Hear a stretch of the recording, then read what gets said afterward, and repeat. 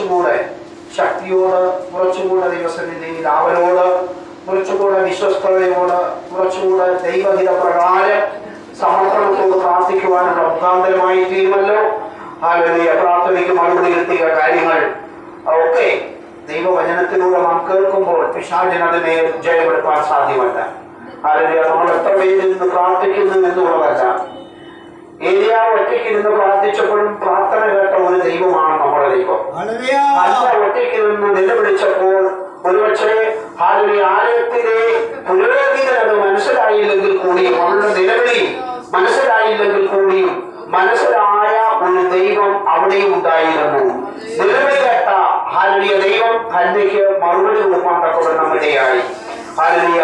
നമുക്ക് തുടർന്ന് വളരെ ആദരവോടെ, വളരെ ബഹുമാനത്തോടെ കർത്താവിൽ ബഹുമാന്യ ദൈവദാസനെ തന്റെ മിനിസ്ട്രിയുടെ കാര്യവും തന്നെ സ്വയം പരിചയപ്പെടും. ഞാൻ ആദ്യമായിട്ട് കാണുകയാണ് കർത്താവിൽ ബഹുമാന്യ ദൈവദാസനെ. ഇന്നലെ കണ്ടു, ഇന്നലെ കൂടുതൽ സംസാരിക്കാൻ വിവാഹത്തിന് കടന്നു വന്നപ്പോൾ ഞങ്ങൾ ഇന്ന് പരിചയപ്പെടാൻ തക്കവണ്ണമിടയായി. ഇന്ന് കൂടുതൽ സമയം ഞങ്ങൾക്ക് പരിചയപ്പെടാൻ തക്കവണ്ണമിടയായില്ലെങ്കിലും കാണുവാൻ പരിചയപ്പെടാൻ തക്കവണ്ണമിടയായി. എന്നാൽ ഇന്ന് കർത്താവിന്റെ ദാസന്റെ മിനിസ്ട്രിയെ കുറിച്ച് ഒരു ദൈവിക തീരുമാനത്തോടെ ആണല്ലോ ആയിരിക്കുമല്ലോ. പക്ഷേ കാസർഗോഡ് നിന്നൊക്കെ ഇവിടെയൊക്കെ ദൈവവേലയോടുള്ള ബന്ധത്തിനും ചർച്ചാരാധനയ്ക്കും തന്റെ ദൈവം കൊടുത്ത ചില കാഴ്ചപ്പാടുകൾ ഉണ്ട് എന്ന് നമുക്ക് തിരിച്ചറിയാൻ തക്കവണ്ണം ഇടയാകുന്നു. ഈ ദേശത്തിൽ അതിന്റെ പ്രവർത്തനവുമായിട്ടൊക്കെ ബന്ധപ്പെട്ട ഒരു കൈത്താങ്ങില് എന്നതുപോലെ അപ്പോസ്തലനായ പൗലോസിന് ഒരു സഹയാത്രികനെ ദൈവം കൊടുത്തതുപോലെ അല്ലെങ്കിൽ കർത്താവിന്റെ ദാസനെ ഈ ദേശത്ത് പരിചയപ്പെടുത്താനോ അല്ലെങ്കിൽ കാര്യങ്ങളിലൊക്കെ മൂല്യച്ചായ്മ ദൈവം എടുക്കുന്നത് ഓർത്ത് ഞാൻ ദൈവത്തിന് സ്തോത്രം ചെയ്യുന്നു. കർത്താവ് ധാരാളമായി ഈ അനുഗ്രഹിക്കട്ടെ, സഹായിക്കട്ടെ.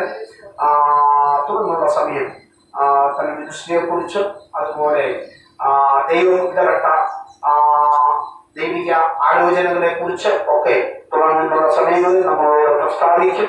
ദൈവം ധാരാളമായി അനുഗ്രഹിക്കുമാറാകട്ടെ. ഒരു വാക്യം വായിച്ച് ഹല്ലേലൂയ. 68-ാം സങ്കീർത്തനം 1-2 വാക്യങ്ങൾ. ദൈവം എഴുന്നേൽക്കുന്നു, അവന്റെ ശത്രുക്കൾ ചെതറിപ്പോകുന്നു. അവനെ പണിക്കുന്നവരും അവന്റെ മുമ്പിൽ നിന്ന് ഒഴിഞ്ഞുപോകുന്നു. പുറവരെ പോകുന്നത് പോലെ നീ അവരെ പതിവിക്കുന്നു. തീങ്കൽ വിടുവിടുന്നത് പോലെ ദുഷ്ടന്മാർ ദൈവസന്നിധിയിൽ നശിക്കുന്നു. ഹല്ലേലൂയ. എങ്കിലും നീതിമാന്മാർ ദൈവസന്നിധിയിൽ സന്തോഷിച്ച് ദൈവസന്നിധിയിൽ ഉല്ലസിക്കും. അതെ, അവർ സന്തോഷത്തോടെ ആനന്ദിക്കും. ഈ നല്ല സങ്കീർത്തനങ്ങളാൽ ദൈവം അനുഗ്രഹിക്കട്ടെ. അതിനുള്ള സമയം കർത്താവിൽ ബഹുമാന്യ ദേവദാസൻ ഹല്ലേലൂയ ഹാർദവോടും സ്വാഗതം ചെയ്തു. കരം അടിച്ച്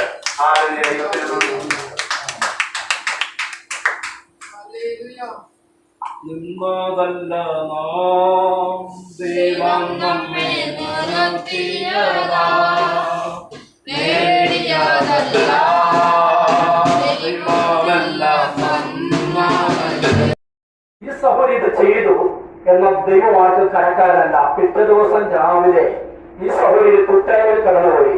ഇങ്ങനെ റോഡിൽ കൂടെ കടന്നു പോകുമ്പോൾ ഒരു കാർ വന്നു നിർത്തി. സാക്ഷിയൊക്കെ പറഞ്ഞ സഹോദരി ബന്ധനോടെ എന്നെ വെച്ചാൽ വിളിച്ചത്. സ്തോത്രം. അപ്പോൾ ഒരു കാർ നിർത്തി സഹോദരി തന്റെ അടുക്കിലേക്ക് കടന്നു വന്നു. സഹോദരിയോട് ഇങ്ങനെ പറഞ്ഞു, സഹോദരി ഞങ്ങൾക്ക് വേണ്ടി പ്രാർത്ഥിക്കണമേ. അപ്പൊ ഈ സഹോദരി പറഞ്ഞു, ഞാൻ അത്ര വലിയൊരു പ്രാർത്ഥന വേദിയൊന്നുമല്ല, എന്നെ കഴിയുന്ന പോലെ ഞാൻ പ്രാർത്ഥിക്കുന്നുള്ളൂ, അറിയപ്പെടുന്ന ഒരു പാത്രമായോ അല്ലെങ്കിൽ ഒരു വിഷ്ണുദർജ്യം ചെയ്യുന്ന ആളല്ല. അതുകൊണ്ട് സഹോദരി എന്നെ നിങ്ങളിങ്ങനെ പ്രാർത്ഥന ഏൽപ്പിക്കുന്നുണ്ടാണ്. അവർ കുടുംബമായിട്ടാണ് വന്നത്. ഈ സഹോദരി ഇറങ്ങി വന്നുള്ളൂ. അപ്പോൾ സഹോദരിയോട് പറഞ്ഞു, അത് കുഴപ്പമില്ല സഹോദരി, നിങ്ങൾക്ക് ദൈവം തന്ന പ്രകാശം പോലെ ഞങ്ങളെയും കൂടെ ഓർത്ത് പ്രാർത്ഥിച്ചാൽ മതി, വലിയ കൊട്ടിക്കൊഴിച്ചുള്ള പ്രാർത്ഥന എന്താ ഉദ്ദേശിച്ചത് എന്ന് പറഞ്ഞ് അല്പം പൈസ ഈ സഹോദരിയുടെ ഇങ്ങനെ കൊണ്ടുകൊടുത്ത് സ്തോത്രം പറഞ്ഞിട്ട് അവർക്ക് ആദ്യം മടങ്ങിപ്പോയി. അപ്പോൾ അവരിങ്ങനെ പറയാതെ വന്നു, കർത്താവിനെ നമ്മൾ മാനിച്ചു കഴിഞ്ഞാൽ സ്വർഗത്തിലെ ദൈവം നമ്പരാൻ അതിനുള്ള മറുപടിയായി നമുക്ക് വഴി തുറക്കുവാൻ വിശ്വസ്തനാണെന്ന് ആ അനുഭവത്തിലൂടെ തെളിവാനിട്ടിട വന്നു. ഈ സാക്ഷ്യം എനിക്ക് ദൈവവാസനോട് പറയുന്നില്ലെങ്കിലും അത് ഞാൻ തെറ്റാണ് എന്ന് പറയണ വന്നു. ഇന്ന് പാർക്കാൻ എന്നെ ശ്രദ്ധിക്കുന്ന ദൈവത്തിലെ ദൈവജനത്തിൽ നമ്മൾ വായിക്കുന്നു. ലൂക്കോസ് 18-ാം അധ്യായത്തിലാണ് വായിക്കുന്നത്. 1-ാം അധ്യായം ഇങ്ങനെ വായിക്കുന്നു, മോനെ വായിച്ചാട്ടെ. 18 ലൂക്കോസ് 18 1-2 വാക്യങ്ങൾ വായിക്കാം.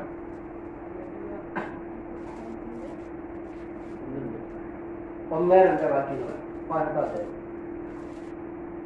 മടുത്തു പോകാതെ എപ്പോഴും പ്രാർത്ഥിക്കണം എന്നുള്ളതിന് അവൻ അവരോട് ഒരു ഉപമ പറഞ്ഞത്, ദൈവത്തെ ഭയവും മനുഷ്യനെ ശങ്കയുമില്ലാത്ത ഒരു ന്യായാധിപൻ ഒരു പട്ടണത്തിൽ ഉണ്ടായിരുന്നു.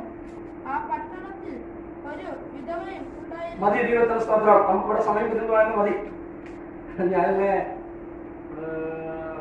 എറണാകുളം ജില്ലയുടെ അങ്കമാലി എന്ന് പറഞ്ഞ സ്ഥലത്ത് UDS ചർച്ചിലെ അതിന്റെ ഡിസ്ട്രിക്ട് പാസ്റ്റർ ഒരു ചർച്ചിലേക്ക് ഒന്ന് കടന്നു ചെന്നെന്ന് പറഞ്ഞു. ഇങ്ങനെ ഒരു സഹായത്തിലാണ്. എനിക്ക് സഹായത്തിൽ പോകാൻ സമയം കിട്ടിയത്. എന്നാൽ ആദ്യമായിട്ട് ഞാൻ ആ സ്ഥാനത്ത് ഉണ്ടായിരുന്നു പറഞ്ഞപ്പോൾ ആ ദിവസം അങ്ങനെ ക്ഷണിച്ചു വരാൻ പറഞ്ഞു.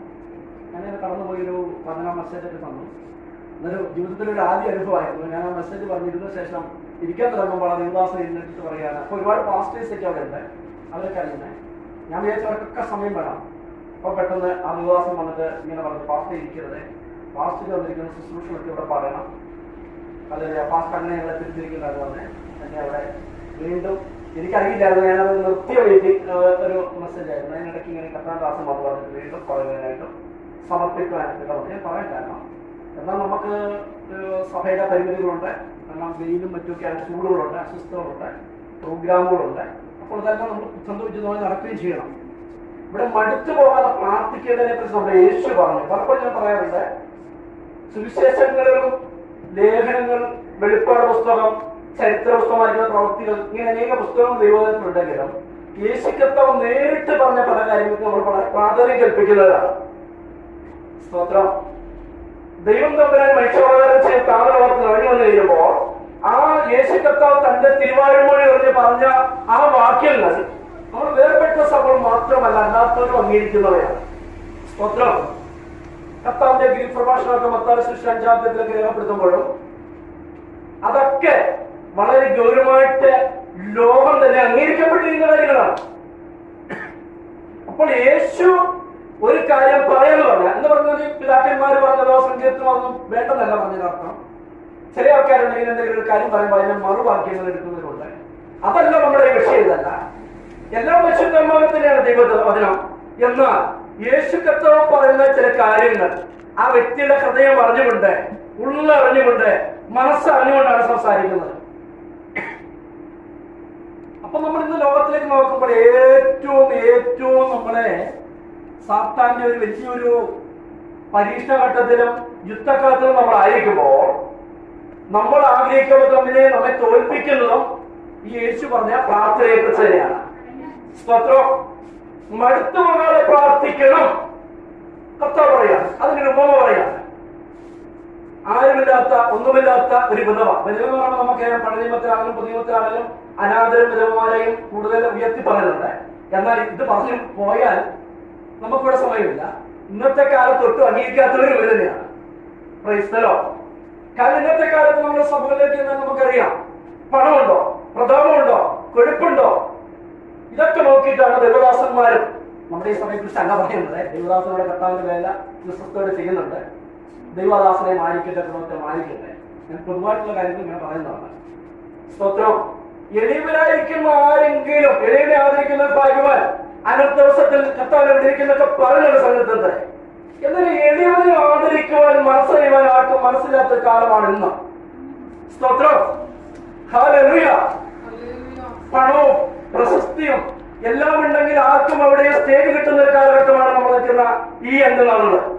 കർത്താവിന് വേണ്ടി ഒരാൾ നിൽക്കുന്നുണ്ടെങ്കിൽ അവരെ കാണുവാനോ അംഗീകരിക്കുവാനോ അവരെ പ്രാർത്ഥനയ്ക്ക് വരാനോ ഒരു മെസ്സേജ് ആയിരുന്നു. അതിനിടയ്ക്ക് ഇങ്ങനെ കർത്താദാസൻ വന്ന് പറഞ്ഞിട്ട് വീണ്ടും പറയുന്നതിനായിട്ടും സമർപ്പിക്കുവാനായിട്ട് പറഞ്ഞു. ഞാൻ പറയാൻ കാരണം എന്നാൽ നമുക്ക് സഭയുടെ പരിമിതികളുണ്ട്, കാരണം വെയിലും മറ്റുമൊക്കെയാണ്, ചൂടുകളുണ്ട്, അസ്വസ്ഥതകളുണ്ട്, പ്രോഗ്രാമുകളുണ്ട്.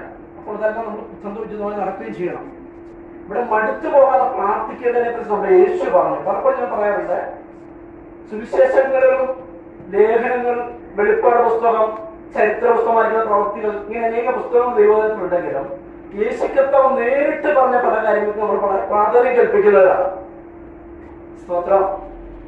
ദൈവം തമ്പുരാൻ മനുഷ്യാവതാരം ചെയ്ത് താമരവർത്ത് ഇറങ്ങി വന്നു കഴിയുമ്പോൾ ആ യേശു കർത്താവ് തന്റെ തിരുവാഴ്മൊഴി എറിഞ്ഞ് പറഞ്ഞ ആ വാക്യങ്ങൾ നമ്മൾ വേർപെട്ട സഭകൾ മാത്രമല്ല അല്ലാത്തവരും അംഗീകരിക്കുന്നവയാണ്. സ്തോത്രം. കർത്താവിന്റെ ഗിരിപ്രഭാഷണമൊക്കെ മത്തായി സുവിശേഷം 5-ാം അധ്യായത്തിലൊക്കെ രേഖപ്പെടുത്തുമ്പോഴും അതൊക്കെ വളരെ ഗൗരവമായിട്ട് ലോകം തന്നെ അംഗീകരിക്കപ്പെട്ടിരിക്കുന്ന കാര്യങ്ങളാണ്. അപ്പോൾ യേശു ഒരു കാര്യം പറയാന്ന് പറഞ്ഞ എന്ന് പറഞ്ഞാൽ പിതാക്കന്മാർ പറഞ്ഞതോ സങ്കീർത്തനമൊന്നും വേണ്ടെന്നല്ല പറഞ്ഞതിനർത്ഥം. ചില ആൾക്കാരുണ്ടെങ്കിൽ എന്തെങ്കിലും ഒരു കാര്യം പറയുമ്പോൾ അതിനെ മറുവാക്യങ്ങൾ എടുക്കുന്നതിനുണ്ട്. അതല്ല നമ്മുടെ ഈ വിഷയം. ഇതല്ല, എല്ലാം വിശുദ്ധമാകത്തിനെയാണ് ദൈവവചനം. എന്നാൽ യേശു കർത്താവ് പറയുന്ന ചില കാര്യങ്ങൾ ആ വ്യക്തിയുടെ ഹൃദയം അറിഞ്ഞുകൊണ്ട്, ഉള്ളറിഞ്ഞുകൊണ്ട്, മനസ്സറിഞ്ഞുകൊണ്ടാണ് സംസാരിക്കുന്നത്. അപ്പൊ നമ്മൾ ഇന്ന് ലോകത്തിലേക്ക് നോക്കുമ്പോൾ ഏറ്റവും നമ്മളെ സാത്താന്റെ ഒരു വലിയൊരു പരീക്ഷണഘട്ടത്തിലും യുദ്ധകാലത്തിലും നമ്മൾ ആയിരിക്കുമ്പോൾ നമ്മൾ ആഗ്രഹിക്കുന്നത് തമ്മിലെ നമ്മെ തോൽപ്പിക്കുന്നതും ഈ യേശു പറഞ്ഞ പ്രാർത്ഥനയെ കുറിച്ച് തന്നെയാണ്. സ്തോത്രം. മടുത്തു വന്നാലെ പ്രാർത്ഥിക്കണം കർത്താവ് പറയാണ്. അതിനൊരു ഉപമ പറയാണ്. ആരുമില്ലാത്ത, ഒന്നുമില്ലാത്ത ഒരു വിധവ. വിധവ എന്ന് പറയുമ്പോൾ നമുക്കറിയാം, പഴയ നിയമത്തിലാണെങ്കിലും പുതിയ നിയമത്തിലാണെങ്കിലും അനാഥരും വിധവമാരെയും കൂടുതൽ ഉയർത്തി പറയുന്നുണ്ട്. എന്നാൽ ഇത് പറഞ്ഞു പോയാൽ നമുക്കിവിടെ സമയമില്ല. ഇന്നത്തെ കാലത്ത് ഒട്ടും അംഗീകരിക്കാത്തവരും ഇത് തന്നെയാണ്. ക്രൈസ്തലോ. കാരണം ഇന്നത്തെ കാലത്ത് നമ്മുടെ സഭകളിലേക്ക് നമുക്കറിയാം, പണമുണ്ടോ, പ്രതാപമുണ്ടോ, കൊഴുപ്പുണ്ടോ, ഇതൊക്കെ നോക്കിയിട്ടാണ് ദൈവദാസന്മാരും നമ്മുടെ ഈ സമയത്ത് ശങ്ക പറയുന്നത്. ദൈവദാസനോടെ കർത്താവിന്റെ വേല വിശ്വസ്തയോടെ ചെയ്യുന്നുണ്ട്. ദൈവദാസനെ മാനിക്കട്ടെ, പ്രവർത്തനം മാനിക്കട്ടെ. ഞാൻ പൊതുവായിട്ടുള്ള കാര്യങ്ങൾ ഇങ്ങനെ പറയുന്നതാണ്. സ്തോത്രം. എളിവിലായിരിക്കുന്ന ആരെങ്കിലും, എളിവിനെ ആദരിക്കുന്ന ഭാഗ്യവാൻ അനർത്ഥ ദിവസത്തിൽ കർത്താവിനെ വിളിക്കുന്നൊക്കെ പറഞ്ഞൊരു സംഘത്തെ. എന്നാൽ എളിവിനെ ആദരിക്കുവാൻ മനസ്സറിയുവാൻ ആർക്കും മനസ്സിലാത്ത കാലമാണ് ഇന്ന്. സ്തോത്രം. ഹല്ലേലൂയ. പണവും പ്രശസ്തിയും എല്ലാം ഉണ്ടെങ്കിൽ ആർക്കും അവിടെ സ്റ്റേജ് കിട്ടുന്ന ഒരു കാലഘട്ടമാണ് നമ്മൾ നിൽക്കുന്ന ഈ നാളുകൾ. കർത്താവിന് വേണ്ടി ഒരാൾ നിൽക്കുന്നുണ്ടെങ്കിൽ അവരെ കാണുവാനോ, അംഗീകരിക്കുവാനോ, അവരെ പ്രാർത്ഥനയ്ക്ക് വിലക്കുവാനോ, അവരെ കണ്ണീര് വിലക്കുവാനോ കഴിയാത്തൊരു സമൂഹമാണ് ദൈവത്തിലെ ഞാനും നിങ്ങൾ എത്തിയിരിക്കുന്ന സമൂഹം.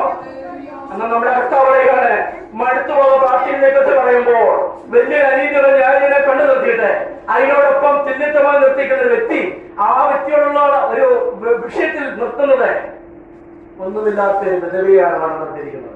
ക്രൈസ്തവരോ നമ്മൾ മനസ്സിലാക്കേണ്ട കാര്യമാണ്. ആമേൻ. ഈ വിധവയ്ക്ക് ആരുമില്ല, സംരക്ഷണത്തിന് ആരുമില്ല, സൈഡ് പറയാൻ ആരുമില്ല. എന്നാൽ ഈ ന്യായം എന്ന് പറയുമ്പോൾ നമുക്കറിയാം അദ്ദേഹത്തിന് എല്ലാ അധികാരങ്ങളും ഉണ്ട്. സ്തോത്രം. സ്തോത്രം. ഈ രണ്ട് അവസ്ഥയിലാണ് ലോകത്തിന്റെ പോക്കുകളെല്ലാം തന്നെ. ആമേൻ. ആമേൻ. ഞാൻ പലപ്പോഴും എന്റെ ഗ്രൂപ്പിൽ പറയാറുണ്ട്, ദൈവമേ നിന്റെ ലോകം ആദരിച്ചില്ലെങ്കിലും ആര് നിന്നെ കണ്ടില്ലെങ്കിലും നിന്റെ കണ്ണീര് കാണുക ഒരു സ്വർഗം ഇന്നും നിനക്ക് വേണ്ടി ജീവിക്കുന്നു. ഹല്ലേലൂയ. മനുഷ്യന്റെ അംഗീകാരത്തിലൂടെ നീ ഓടണ്ട. മനുഷ്യൻ എന്ത് വിചാരിക്കണം നീ നോക്കണ്ട. ഹല്ലേലൂയ. നീ ആ ക്രിസ്ത്യാവിനെ പോലെ മുഖം ചുവരുന്ന നേരെ ഒന്ന് തിരിച്ച് കണ്ണീരോടെ, അയ്യോ യഹോവേ ഞാൻ വിശ്വസ്തയോടും ഏകാഗ്രതയോടും തിരുമുമ്പിലാണല്ലോ നടന്നത് എന്ന് പറഞ്ഞുകൊണ്ട് തന്റെ അവസ്ഥയെ ശോധന ഏൽപ്പിക്കുന്ന, സമർപ്പിക്കുന്ന ഒരു ജീവിതം എവിടെയുണ്ടോ? ആമേൻ.